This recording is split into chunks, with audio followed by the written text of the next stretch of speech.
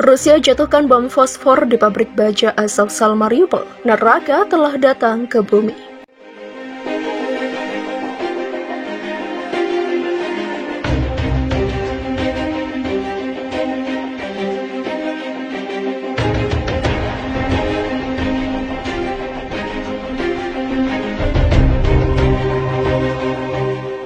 Wakil Dewan Kota Mariupol, Ukraina, Petro Andriushchenko mengabarkan bagaimana kondisi terbaru di pabrik baja Azovstal melalui aplikasi perpesanan Telegram pada Minggu 15 Mei 2022. Andriushchenko mengatakan Rusia telah menjatuhkan bom fosfor di Azovstal sebagai tanggapan atas kemenangan Ukraina dalam kontes lagu Eurovision atau ESC. Dia menggambarkan serangan itu sebagai neraka yang telah datang ke Azovstal.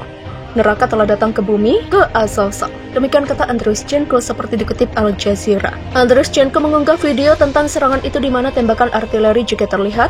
Video itu tidak dapat diverifikasi secara independen. Adapun bom fosfor adalah bom pembakar yang menyala saat kontak dengan oksigen dan menyebabkan kerusakan yang menghancurkan. Penggunaannya dilarang di bawah hukum internasional di daerah berpenduduk. Sekretaris Jenderal NATO Jens Stoltenberg mengatakan dia tidak mengharapkan aksesi Finlandia dan Swedia ke aliansi pertahanan tertunda oleh keberatan Turki.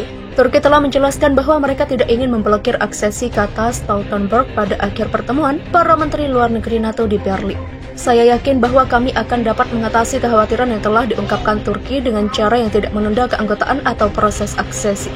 Demikian kata Stoltenberg. Presiden Finlandia Sauli Niinisto mengatakan pembicaraan terakhirnya dengan Presiden Rusia Vladimir Putin tentang tawaran negaranya untuk bergabung dengan NATO terukur dan tidak mengandung ancaman apapun. Dia menegaskan bahwa dia pikir itu sebuah kesalahan, kami tidak mengancam Anda. Secara keseluruhan diskusinya sangat bisa saya katakan tenang dan sejuk. Demikian kata Niinisto.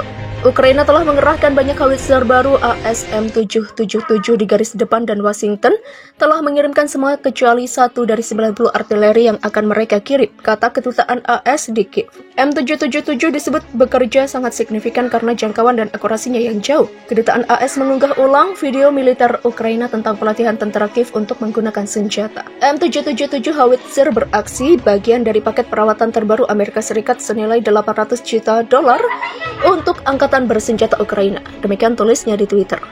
Finlandia akan mengajukan keanggotaan ke NATO dalam beberapa hari mendatang menjelang bergabungnya negara Nordik itu dengan NATO. Rusia telah memperingatkan mereka akan mengambil langkah pembalasan untuk menghentikan ancaman terhadap keamanan nasionalnya. Tetapi tampaknya Finlandia telah mempersiapkan potensi konflik dengan tetangganya di timur selama beberapa dekade. Sejak 1960-an, pemerintah Finlandia telah membangun lebih dari 50.000 bunker di seluruh negeri. Bunker-bunker tersebut diperkirakan cukup untuk menampung 80% dari 5,5 juta penduduk negara itu. Sebuah tim CNN mengunjungi 2 dari 5.500 atau lebih tempat penampungan di ibu kota Finlandia, Helsinki. Aula renang Itäkeskus di timur laut kota dapat diubah menjadi tempat perlindungan dalam waktu kurang dari sehari dengan mengurus air kolam renang berukuran Olimpiade. Sementara itu sekitar 20 meter di bawah garasi parkir bunker Mari HK dipotong menjadi dasar kota. Tempat penampungan darurat dengan kapasitas 6.000 orang dapat didirikan dalam waktu 72 jam jika terjadi krisis. Sebagian ruang sudah digunakan untuk anak-anak bermain hoki di dalam gedung olahraga dan menikmati area bermain, sementara anggota masyarakat lainnya menggunakannya menjadi kafe.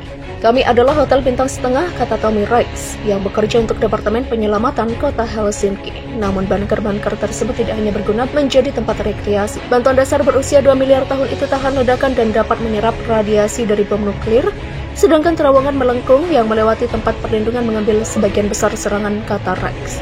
Rex menambahkan, terlepas dari persiapan kota, dia tidak dapat memprediksi bagaimana keadaan akan berubah ketika banyak orang ditempatkan di ruang kecil dan sempit serta tertutup. Semua orang punya peran di sini, katanya. Seperti diketahui, Finlandia mendeklarasikan kemerdekaan dari Rusia pada tahun 1917, menolak untuk bersekutu dengan Uni Soviet atau AS.